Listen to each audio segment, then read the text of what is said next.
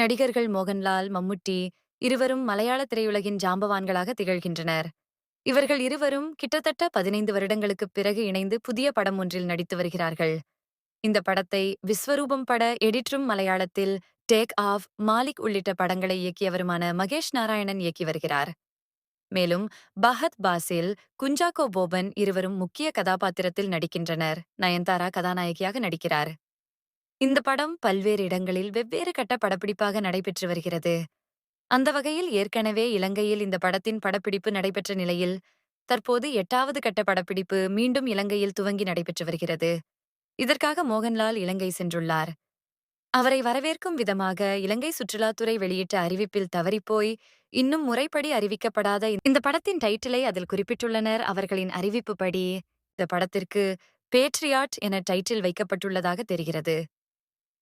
இது பற்றி அவர்கள் வெளியிட்டுள்ள வரவேற்பு குறிப்பில், நடிகர் மோகன்லாலை மீண்டும் இலங்கைக்கு வரவேற்கிறோம்.